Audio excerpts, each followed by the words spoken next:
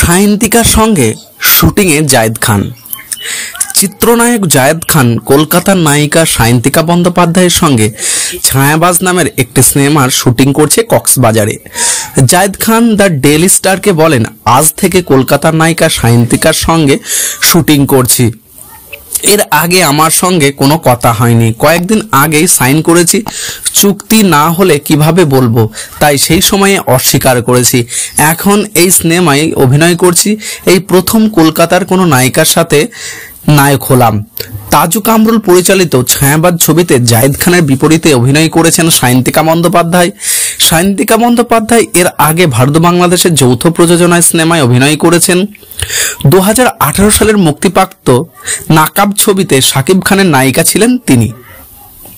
অর্থাৎ এবার তিনি বাংলাদেশের দ্বিতীয়বার জায়েদ খানের সঙ্গে তিনি আবারও নতুন সিনেমা শুট করতে যাচ্ছেন। হয়তো এই সিনেমাটা কেমনটা হবে সেটা জানা নেই, কিন্তু আশা করা যায় সায়ন্তিকার সঙ্গে যদি জায়েদ খানের সিনেমাটা যদি ঠিকঠাক মতো হয়, অর্থাৎ বাংলাদেশের যে বিভিন্ন হলগুলো রয়েছে সেই হলগুলোয় হয়তো ব্লকবাস্টার হিট হবে এবং হাউসফুল পর্যন্ত প্রিয় বন্ধুরা হয়ে যেতে পারে। তো প্রিয় বন্ধুরা, জায়েদ খান মানেই আমরা জানি তিনি সব সময় তিনি সমালোচনার মধ্যেই থাকেন, তাকে বিভিন্নভাবে ট্রোল করা হয়, কিন্তু তারপরেও তিনার কাজ কিন্তু সঠিকভাবে এবং সঠিক পথে সব সময় তিনি কিন্তু করে যান।